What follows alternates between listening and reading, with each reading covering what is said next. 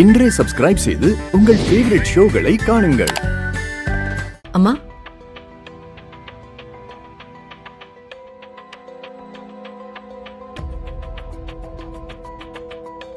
ஏம்மா, நீ எங்ககிட்ட எதையாவது மறைக்கிறியா? அப்படியெல்லாம் ஒண்ணும் இல்லையம்மா. ஏன் அப்படி கேக்குறீங்க? இல்ல, தியா வந்து அத்த கேளுங்க. அதத்தான் நான் கேட்டுட்டு இருக்கேன். அது என்னன்னா, நம்ம பாப்பா தியா உன் கழுத்துல ஏதோ தாலி மாதிரி பார்த்ததா சொல்றா.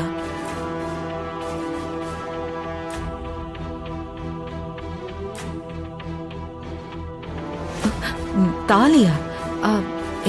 என்னம்மா? தியா ரொம்ப தெளிவா சொல்றா, உன் கழுத்துல தாலி இருந்துச்சுன்னு.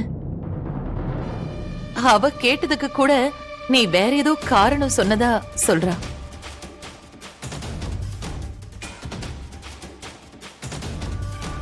இங்க நானும் கொஞ்சம் பாக்க.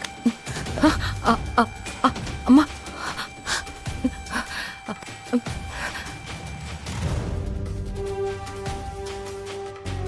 அம்மா, துளசி, என்ன அது? அம்மா, இங்க கேளு, இங்க கேளுமா. நீ பதட்டப்படாத.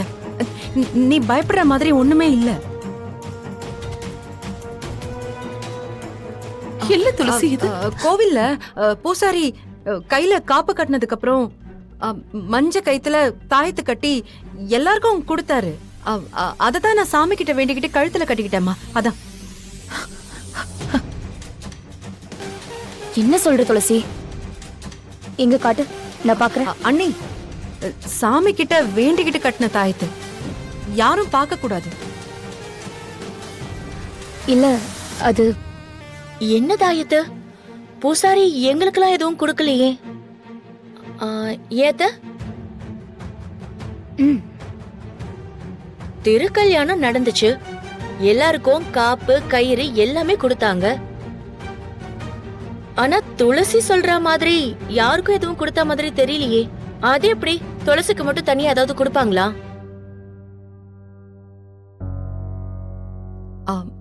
அது தீபா, கல்யாணம் ஆகாதவங்களுக்கு மட்டும்தான் கொடுப்பாங்களாம்.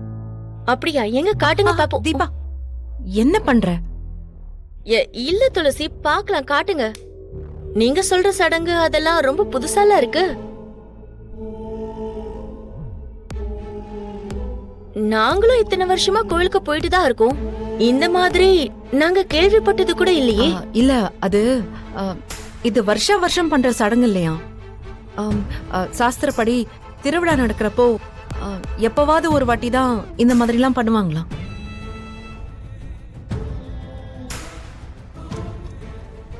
இல்ல, அது ஏதோ நாலு நட்சத்திரம் கணக்கு அப்படியெல்லாம் சொன்னாங்க.